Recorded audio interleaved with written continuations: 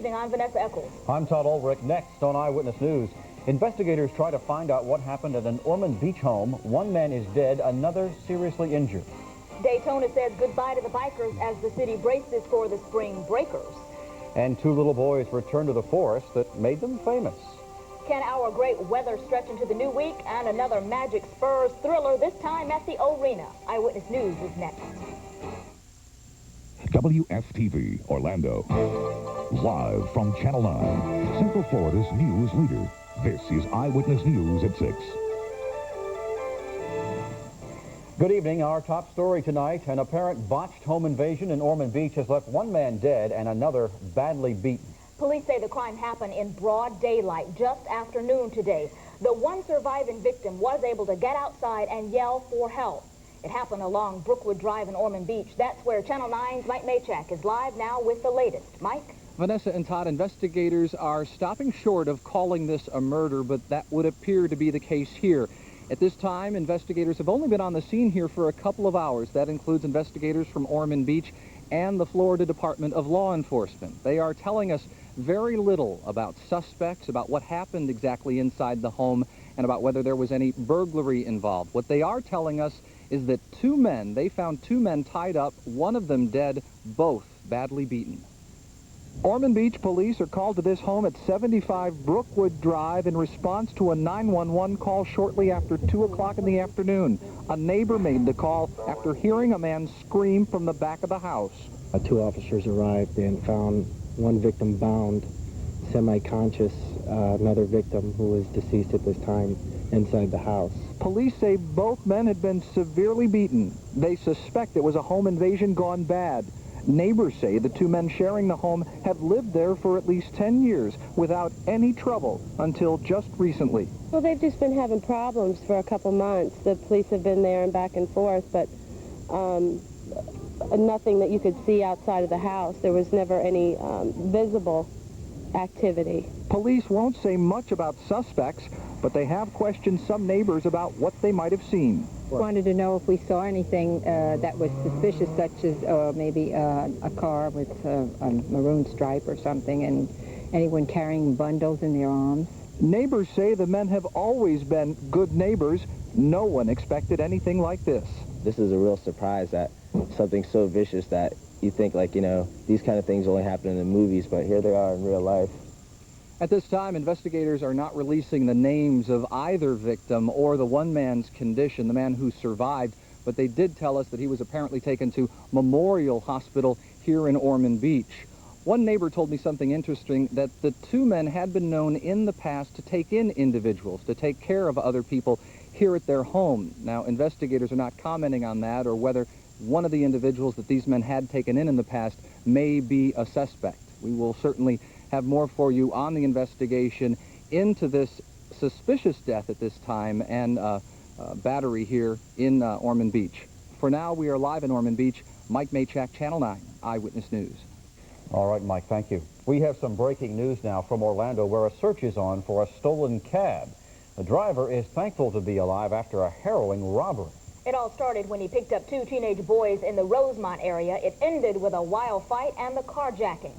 Steve Triggs joins us live from the North Trail and Claricona-Ocoee Road with the latest. Steve? That's right, Vanessa. Ken Culbertson was having a good day till about 3 o'clock this afternoon when he picked up a couple of young men at this shopping center right over there at the Subway sub shop. Apparently they called him on the payphone there. It turned out to be a fare he should have passed up. Ken Culbertson has a lump on his forehead for his trouble, but he's okay. The cab driver picked up two teenagers at the Claricona Crossroads Shopping Center. They asked to go to the Highland Oaks apartments a couple miles away. When I went to drop them off, they grabbed me from behind and hit me a couple times and shoved a pistol in my face. And they didn't get any money. They took the car, but we'll get that back.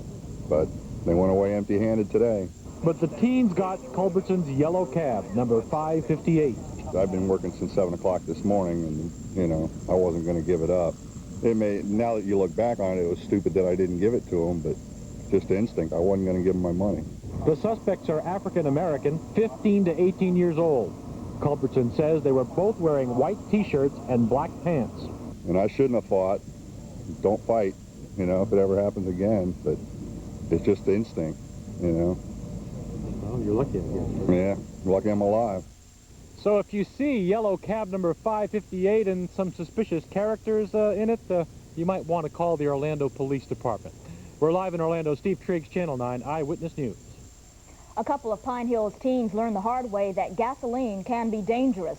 13-year-old Kelvin Abro and 14-year-old Lowell Gray were burned in the face while playing with gasoline in a plastic soda bottle. Eyewitnesses say the teens were trying to light the fuel using strips of cloth when the fumes exploded. Both boys received second-degree burns to the face, but investigators say the injuries are not life-threatening. Tragedy has struck an Orange County family for the second time in less than a week. 28-year-old Robbie Reynolds was replacing the transmission in his car when the vehicle suddenly slid off the ramp and crushed him. Doctors pronounced Reynolds dead on arrival at Florida Hospital. His relatives had just made funeral arrangements for another family members.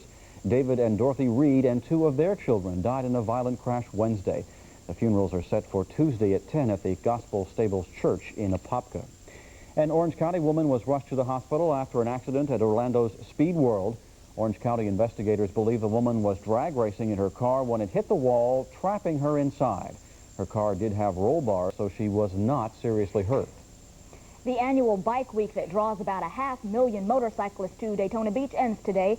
Merchants estimate they made about $250 million because of the event. The Daytona Beach Chamber of Commerce says the average biker spent about $700. Merchants say the bikers buy a lot of beer and film, cigarettes, hangover remedies, and medicine for upset stomachs. And as we say so long to the bikers, we say hello to all the spring breakers headed to Central Florida. We caught up with some of them in Cocoa looking for an alternative to the action in Daytona Beach.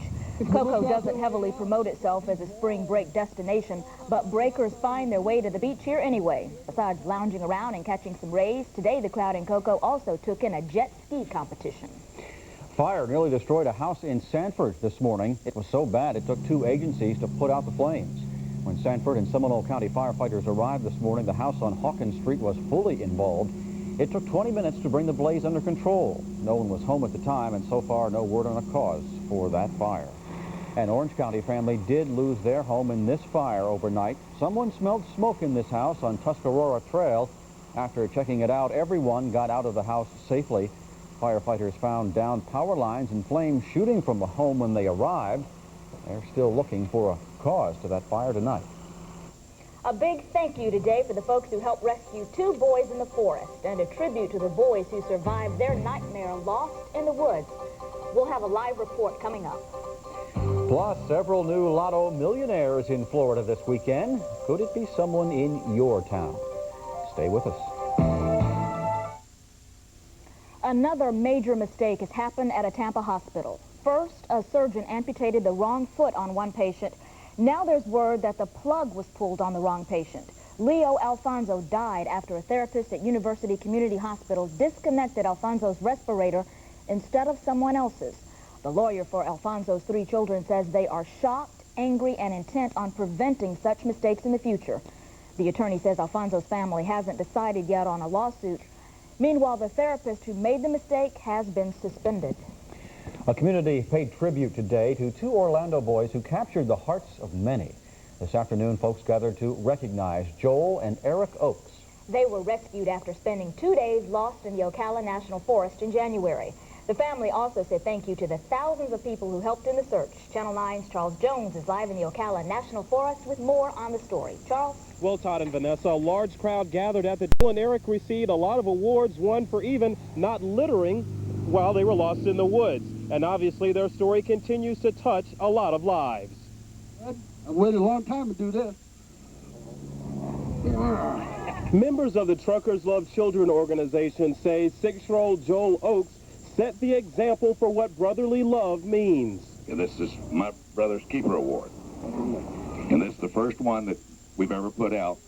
Like you said, we hope we put out many more of them. Joel kept his younger brother Eric safe while they tried to find their way back home. The family says the two would have never been found if not for the volunteers. More than 1,200 people spent close to 50 hours combing the forest. Chuck Steinkamp is the forestry agent who first spotted the boys. Yeah, I'm just glad that everything worked out real good. Everybody worked together and tried real hard, and we did our best. These kids were just protected by guardian angels. They came out of the woods without a scratch. They don't have any horrible memories, and it's really not just one person that found them, it's all of you. For the first time, we saw Joel at a loss for words, but he did like his special necklace. It's because it's made of bone, and from the Indians. Now, Joel and Eric's grandmother is writing a book, and she's asking for your input. Her address is on the screen. Carol Best would like to hear from anyone about how the story affected their lives. And as for a possible movie deal, where the father says they're still talking with producers. Reporting live from Lake County, Charles Jones, Channel 9 Eyewitness News. Joel is a special young man. Thanks, Charles. 4 lotto players hit the $19 million jackpot this weekend. Here's the downside. All those winning tickets were sold outside of Central Florida. Here are the other payoffs. Matching 5 of 6 pays more than $1,300. 4 of 6 right equals $50.50. And if you matched half the numbers, you get $4. Next week's jackpot returns to $8 million. Well, it was looking kind of iffy for a while out there today, but after a while it turned into a great day. What about your work week? Larry Handley is coming up with your AccuWeather forecast. And it was a perfect day for a parade. Some familiar faces showed up at this one celebrating St. Patrick's Day. We'll show you the festivities next on Eyewitness News. St. Patrick's Day doesn't arrive officially until Friday, but that's not keeping folks from getting a jump on the celebrations. Today, the 16th annual St. Patrick's Day Parade was held in downtown Winter Park. More than 70 entrants participated in the parade, including Channel 9's Bob Opsahl, Marla Weech, Danny Traynor, and Pat Clark. After the parade, everyone stayed in Central Park for a variety of traditional Irish events. And speaking of the Channel 9 family, we've got a new member to welcome tonight. Oh, I'm not so new. I've been here all morning. Yeah, you have. Like what, 4 or 5, something like that? I can't remember. And you'll be here way into the night, give me too. one of these. Yeah. Glad to have you here. Oh, it's great to be here. I've been excited about this for a long time. Looking forward to it, and sure it's going to be great working with you guys. Well, thank you. Great day today. After a pretty shaky start at times. Yeah. It was cloudy about, and we recovered nicely, so there was some sunshine around. Let's check it out, see how we did today. The high temperature in Orlando hit 75 degrees today. They had a little bit of rainfall, just about 1/100th of an inch. That's hardly worth measuring.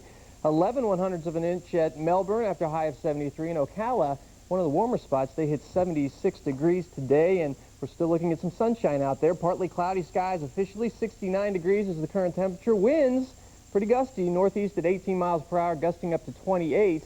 Humidity is 49%, and the barometer is currently steady, but nice and high at 30.33 inches of mercury.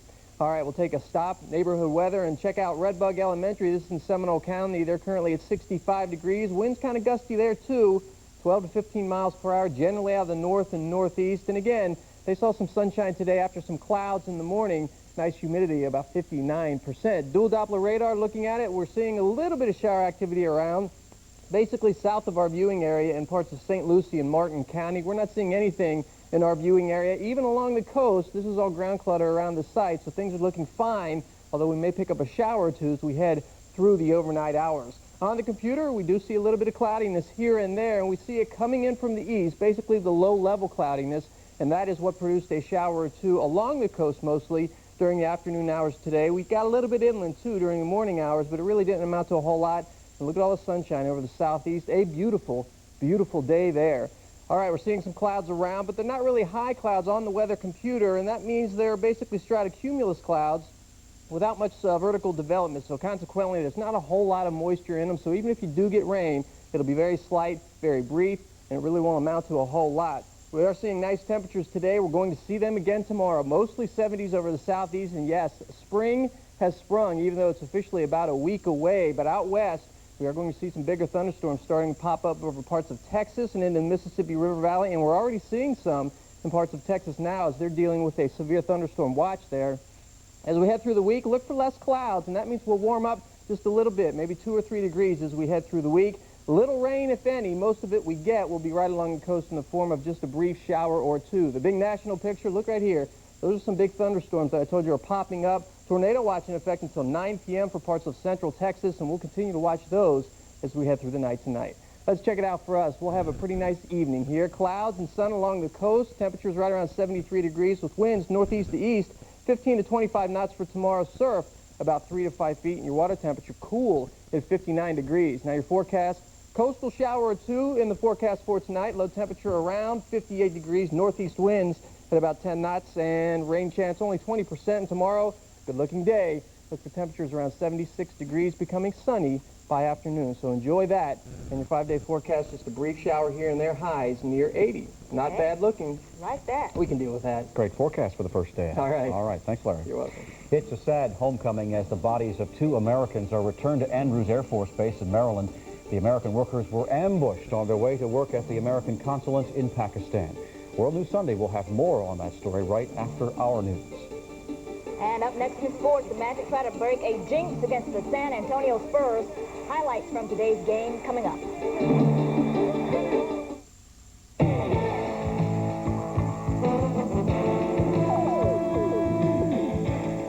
Hi, everybody. It may have been a beautiful day in Central Florida, but it's a safe bet that most sports fans wanted to be inside the Orlando Arena.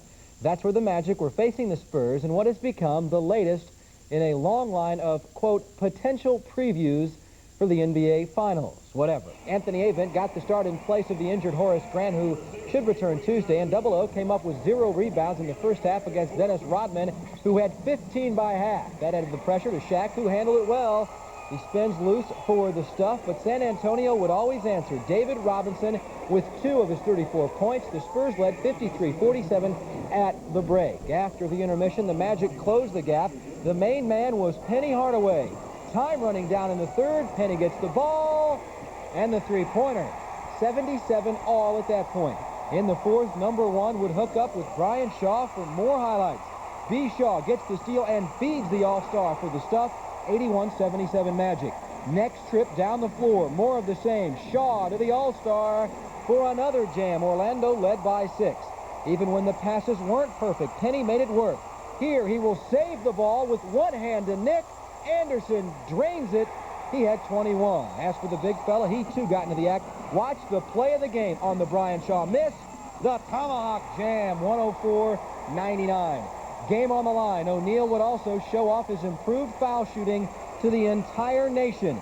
2 of 2 in the clutch, and for the first time in his career, O'Neal, who had made 8 of 11 from the foul line, beats David Robinson. The final 110-104, but the headline, the Magic doing it the Hardaway. I knew a year ago that Penny Hardaway was going to be pretty special, but I tell you, if I lived in Orlando, I'd pay double to come and see him play every night. I mean, coaching against him is a scary feeling. You know, I mean, you just hope that he doesn't have the ball, and when he doesn't have it, you just try to deny it from him. I mean, he was great. When you have big teams coming here like this, then I have to take my game up to another level. I mean, we were like Horace couldn't play tonight, so everybody, like we said, when the man is out, has to step their game up, and I had to do mine today also. Our guards really stepped up big tonight.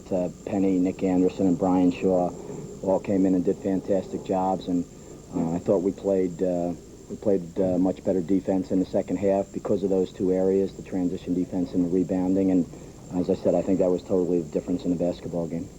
More on the game tonight. Meantime, scores from the NBA today. Cleveland over Philly. Denver downs Milwaukee. Atlanta beats Boston 104-98. It won't be long till the NCAA fills out its annual dance card. At around 6:30 or so, the selection committee will announce which 64 teams will be a part of the show. Kentucky and Arkansas are both on the list, but we're battling for more than the SEC tourney title today. Possibly a top seed. Appeared Arkansas was going to run away with it. Corliss Williams with the jam. Mr. Williamson makes it 72-60. Kentucky came back. Walter McCarty with the jam. Tie game. Wildcats could ice the win by making 1 of 2 foul shots. Needed just 1 foul shot. Roderick Rhodes at the line. Missed both of them, but in overtime, Kentucky wound up winning the game and the SEC title. The final 95-93. In the ACC, Wake Forest and North Carolina played for the title. And some bad news for the Tar Heels. SI's Player of the Year, Rasheed Wallace, went down in pain with an injured ankle. But his absence didn't spell doom for Carolina. 4 seconds left. Jerry Stackhouse hits the tray. We're headed to overtime. In OT, another all-world player came up big. Randolph Childress nails the go-ahead bucket. Fourth-rated North Carolina had a chance to win it or force overtime, but missed. 82-80. Wake Forest advances. Villanova wins the Big East today, 94-78, shocking UConn. Oklahoma State gets past Iowa State. Louisville was a winner today in its conference tournament title, 78-64. And in the Big Ten, not a tournament in that one, but the Boilermakers win it, 73-67. On the NASCAR circuit, Jeff Gordon was a winner today. On the golf course, Marco Mira of Orlando won the Honda Classic. We'll have those stories and much more on the Zone. All right, see you then. We'll be right back. Finally tonight, astronauts aboard Endeavour spent another day gazing at the stars. Today, the astronauts got their morning exercise with a stationary bicycle before turning to the heavens. They're using an ultraviolet telescope to study a star that exploded 20,000 years ago. They're trying to determine how shock waves from the ancient explosion are affecting clouds of interstellar dust. By the way, landing time is scheduled for 3:10 Friday afternoon at the Kennedy Space Center. And, of course, you can see it live right here on Channel 9. And that's our news for now. Thanks for being with us. World News Sunday is next, and we'll see you back here tonight at 11. Good night. Good night.